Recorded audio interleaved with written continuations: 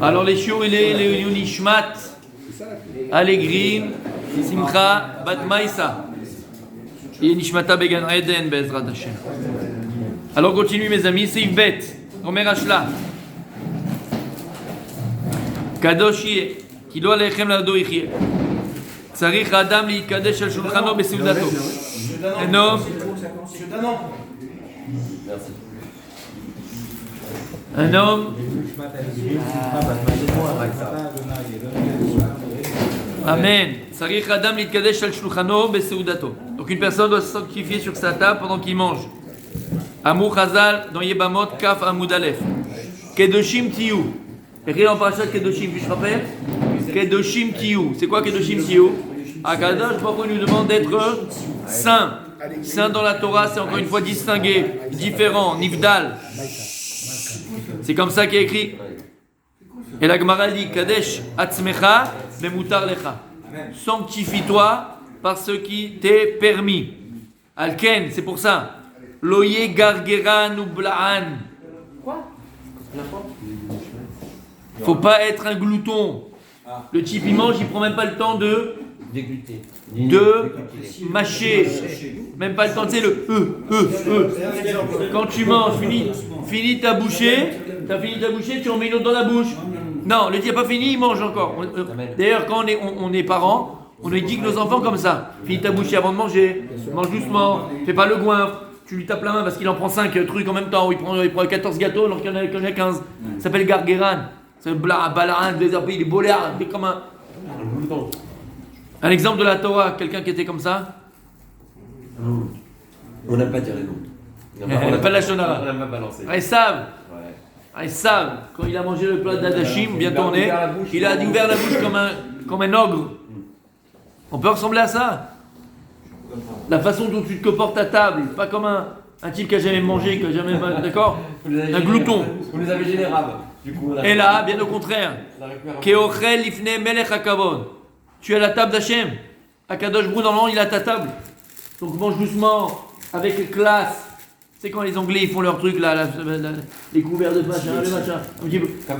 Faut pas non plus, ils se tiennent droit, pas non plus, d'accord, aller à l'extrême, mais proprement, gentiment. Je trouve très classe sa façon de manger. Ça m'a choqué ça. Tu vois tous les... Laisse-le parler. Si on mettait une caméra le Shabbat au moment du Kiddush, punaise. Les gars ils sont là, on dirait qu'ils sont dans le starter. C'est le starter. Il attend, ils sont là, hop on recule. Et en 5 minutes, le tsunami. Mais c'est vrai que Shabbat ils sont baisés doute. Ah, ça dépend de la mitzvah, tu vois. La mitzvah là, ils sont bien mécaïmim. Hein. C'est un tsunami. Et on y va, il a peur qu'il ne va pas rester un peu de chou à la mayonnaise, un peu de machin. Baba, il y a Baba. Mais le rab, personne, il n'y a pas, c'est chacun pour toi et Dieu pour tous. Et ils ramènent chez eux même. Chacun pour toi, sur toi. Ouais. La vérité. La vérité, c'est un petit peu. Celui qui a été un petit peu à la yeshiva. Celui qui a été à la yeshiva, voilà, c'est un petit peu comme ça. La vérité, c'est la guerre. Comment? C'est la guerre mondiale. C'est la guerre. Moi, je Amir, j'avais essayé de manger au départ. Bon, moi, en plus, je suis un petit peu adine, tu vois, comme ça, moi. Je suis un spécial quand même, mais même. D'accord? J'avoue que je suis un peu spécial, mais malgré tout. Ça, si tu arrivais un tout petit peu. Il n'y a plus rien. Il rigole. Si tu arrivais un tout petit peu en retard, d'accord? C'est pas pour ça. C'était la guerre, il fallait pousser pour pouvoir prendre les cuisses de poulet. Il fallait que je cours plus vite qu'eux pour préparer l'assiette pour le rab. T'imagines? Sinon, il n'y avait plus rien. Voilà. Personne pensait faire une Alors attention, se comporter de manière distinguée à table. Mise melech hakavod Hashem zvakot ou melech hakavod sela. Dans sa yeshiva, c'est comme ça. Vesimancha, et tu te fais un signe sur ça. Ve'achalta lifnei Hashem lokecha. Qu'est-ce qu'il y a écrit dans cette sphère d'Evarim? Ve'achalta lifnei Hashem lokecha. Le pasuk qui dit et tu mangeras devant un Kadosh pour ton Dieu. Donc le meilleur moyen de ne pas être glouton, de ne pas faire le porc quand tu manges, d'être poli, d'attendre. Si c'est important. Le Shabbat, d'accord? La femme elle est à la cuisine, elle amène les salades, elle va, elle vient, le machin. Elle a même pas eu le temps de se servir, il n'y a plus rien à la table. Les enfants ils ont mangé, le père il a mangé, tout le monde a mangé. Elle a même pas.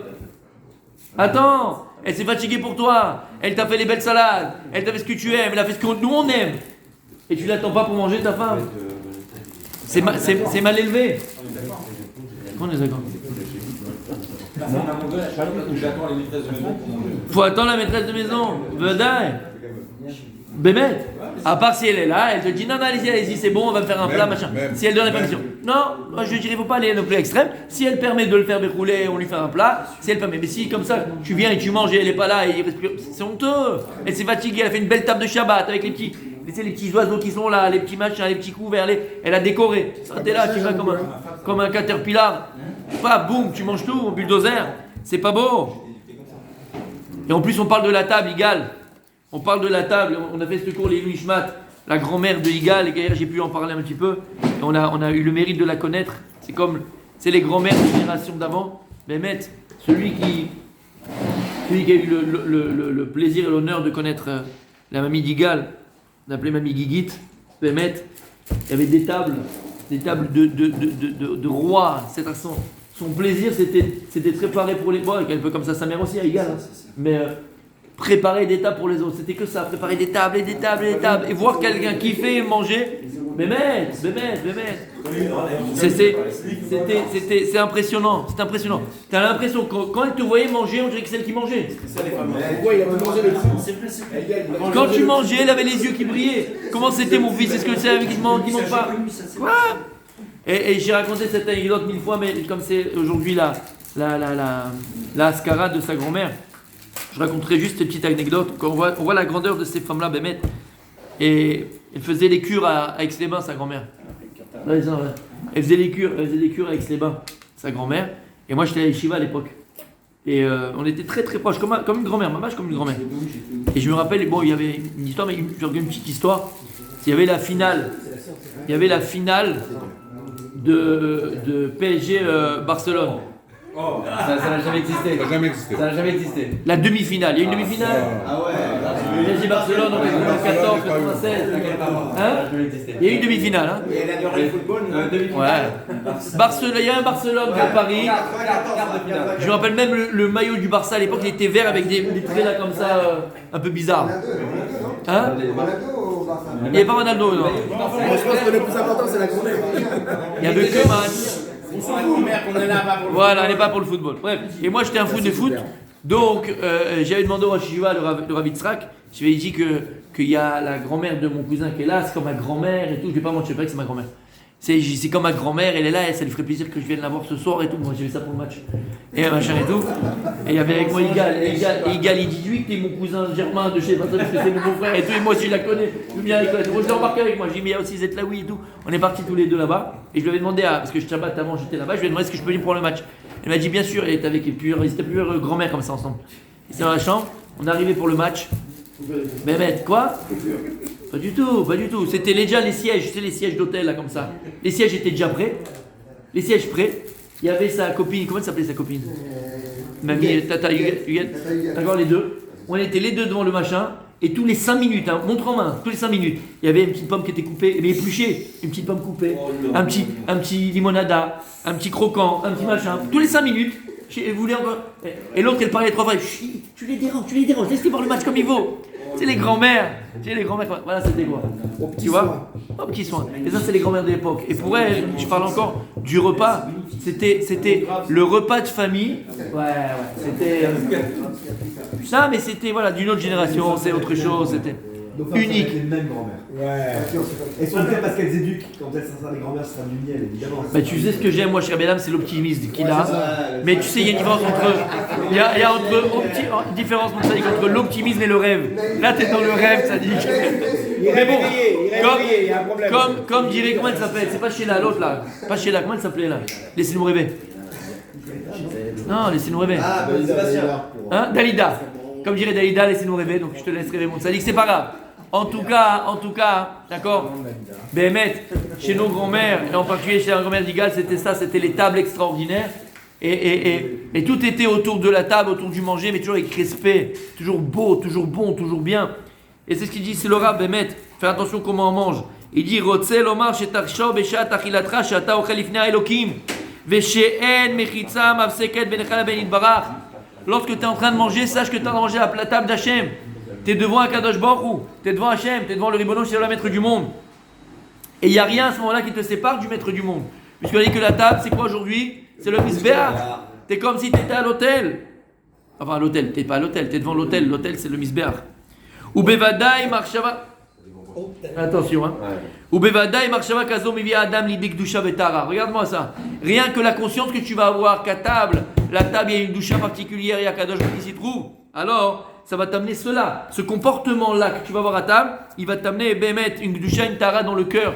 Ça te sanctifie, ça te rend différent. Ta façon de te comporter à table aura une influence que tu ne peux pas imaginer sur toi. Ouais, je suis plus jeune là depuis tout à l'heure. Parce que quand tu vas manger Rabbi Michael, tu vas pas simplement vouloir remplir ton petit ventre. C'est pas ça que tu vas faire simplement.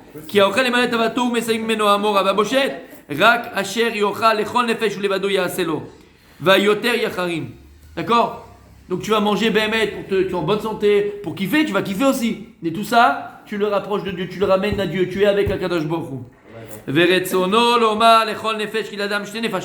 L'homme, il a deux nefashot, deux âmes. Un nefesh achionit et un nefesh amaskelet. Tu as le nefesh achionit, c'est ce qui permet de vivre, c'est le nefesh. L'avdil, même les animaux, ils ont un nefesh, parce qu'ils vivent. Un nefesh amaskelet. Et tu as l'âme intelligente. Donc tu as l'âme spirituelle. Achionit, nizonit, mikamet, esov, machal, meshke, agashmim. L'âme, le nefesh, lui, il se nourrit des protéines, des lipides, comme on a dit hier, des glucides, d'accord? C'est le corps. Va ma squelette et l'âme divine, elle a un âme, elle va pas se nourrir des protéines, des lipides et des glucides. Elle se nourrit pas de la nourriture matérielle. C'est une phrase extraordinaire. Elle se nourrit, par Neset. Elle se nourrit de la pensée, de l'intelligence. C'est-à-dire, elle ne va pas se nourrir de la nourriture elle-même, elle va se nourrir de comment tu te comportes, du rapport c'est même pas les brachot. ésotérique que tu vas avoir. Les brachot aussi, bien sûr, les brachot aussi. Exactement, ça fait partie des brachot et aussi de la conduite. De la conduite que tu vas avoir au moment du repas. Mais pas du repas lui-même. Elle, l'âme spirituelle, se nourrit du comportement que tu as dans une situation donnée. La situation, par exemple, c'est quoi? C'est le ochel. Donc la pensée que tu as à ce moment-là, l'intelligence que tu as, le rapport avec Dieu. Il y avait deux conduits en fait, un conduit qui mène à l'animalité, un conduit qui mène à la spiritualité. Exactement. La nourriture matérielle, c'est ce que tu manges, le steak. Et après, la nourriture spirituelle que tu vas tirer de là, c'est le comportement que tu vas avoir, la pensée que tu as à ce moment-là, la façon dont tu es à ce moment-là, la façon dont tu penses à ce moment-là. Et il dit comme ça, le Rav, on termine pour aujourd'hui, mes amis. Voilà ce que je viens de dire. De quoi elle se nourrit l'âme spirituelle? De la mitzvah que tu fais à ce moment-là, des brachot, tu comprends? Des livrets Torah que tu dis à table, de toutes ces choses-là. Et c'est pour ça qu'elle vient, elle existe maintenant dans le corps.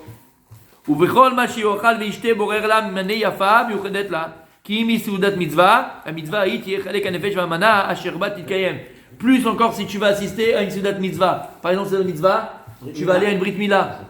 Ben, tu saches que tu vas kiffer, tu vas manger, super, ça c'est le corps qui va manger. Mais lorsque tu vas avoir cette kavana de profiter d'une Seuda qui est une Mitzvah pour la Mitzvah, ton Nefesh Eloki, c'est lui qui va grandir de cela. Donc, Vada, tu fais une ana aussi avec le corps, mais aussi surtout avec l'âme. Donc, tu grandis de ces deux choses-là. Tu vas nourrir ton corps, tu vas nourrir ton âme. Parce que tu vas comprendre, réfléchir et penser à la Seuda, mitzvah que tu es en train d'accomplir. On continue demain, matin.